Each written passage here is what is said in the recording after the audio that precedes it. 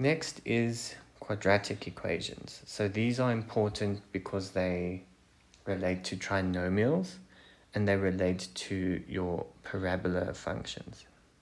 And you would have to work with these to a certain degree in your function section when you're working out the x-intercepts of your parabolas. So when we set a quadratic equation to 0 and we solve for x, that's where we're finding the x-intercepts. In other words, your x-cuts of your parabola. That's what these quadratics do. So quadratic equations have a squared value, which means you usually have two answers. Not always, but most of the time. So if you see a trinomial or a quadratic, you bring everything to the left and equal it to 0. And then you factorize the trinomial. You could bring everything to the right as well. It's best to take it to whichever side will have the x squared value as positive. And then each trinomial bracket needs to be equal to 0, and then we solve for each. That's where you get your two answers. So for example, solve for x in the following equation. I know that it's quadratic because of the square, and then I just have a variable x, and then just a constant value of 2. So it descends power of x, so it goes x squared, x, no x. So that's how I know it's a quadratic. So first thing would be to, because everything's brought over to the same side, that's good. Then I just need to factorize. So as a trinomial, this will factorize out to x plus 2, x plus 1 equals 0. Then each of these are factors. Okay, so then we make each of the factors equal to 0. So x plus 2 equals 0, or x plus 1 equals 0. We have to put both. And then we just solve each of these small linear equations. So x is equal to minus 2, x is equal to minus 1. What you can see here happening is the sign just changes from the bracket to get to your solution when the coefficient of x is just 1, as in this example. Okay, so if you had to then check yourself, let's do a check for the x equals minus 2. So I'm going to then, in my original question, minus 2 squared plus 3 times minus 2 plus 2. And we're expecting the answer to be equal to 0 in order for it to work. So that is 4 minus 6 plus 2. 4 minus 6 is minus 2 plus 2 is 0. So therefore we know that we've done the correct thing. Another one. So this one, question B, has already been factorized for you.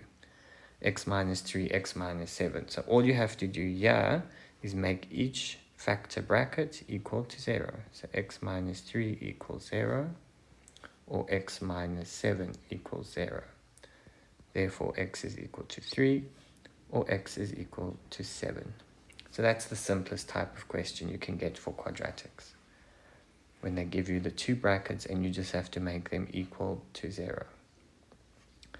The next one, this one doesn't have a constant value. So usually you used to 3x squared minus 5x minus 2, for example. You're usually used to seeing the 3 different values. We treat it similarly, but we can do common factor here. So the common factor is x. So then in our bracket, we're left with 3x minus 5 equals 0. We treat it the same now. This is a factor on the outside of the bracket, and the bracket is a factor. So we still make each factor equal to 0.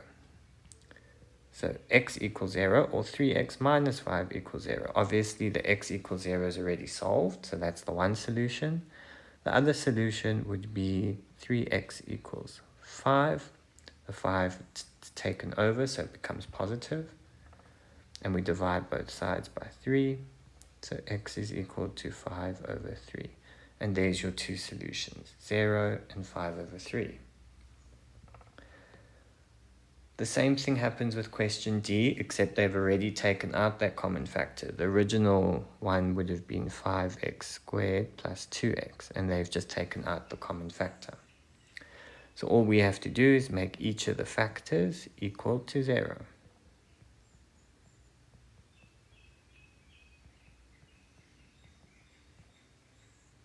Divide both sides by 5. X is equal to minus 2 over 5, or x is equal to 0. The next one. There's two ways to go about this one when you have an x squared and then just a number value. You can either take over the 25 to the other side, or you can do a dots. I'm going to do a dots method, or actually I'll show you both. So x minus 5, x plus 5, difference of two squares, dots. And we make each factor bracket equal to 0.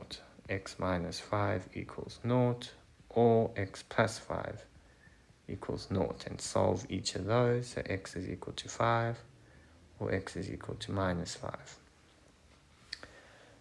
The other method would be if we took over the 25, the minus 25 to the other side, so it becomes 25, and then we square root both sides. But what happens when you square root is you have to plus minus, because the original number could have been positive or negative, because a positive times a positive gives us a positive, and a negative times a negative gives us a positive. So we're not sure what if it was originally a negative or a positive. So we have to put both. So then your solution here is x is equal to plus or minus 5. And written out, it's x equals 5 or x equals minus 5.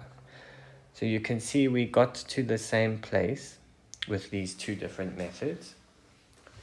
And you can choose to do either method. I think because we're used to all the factorizing, it's probably easier to remember to do the difference of two squares. But if you perhaps forgot that in a test situation, you can still do this other method as well. Question F. So I can see again that this is a trinomial or a quadratic because of the square, then just an x, and then just a number. So your step is to bring everything to the same side. So 2x squared minus 7x plus 3 equals to 0. And now this is a trinomial, so let's factorize it, doing this method. So 2x and x, the two factors of 2x squared, and 3 and 1. 2 times 3 is 6x, x times 1 is x. How do we get to negative 7?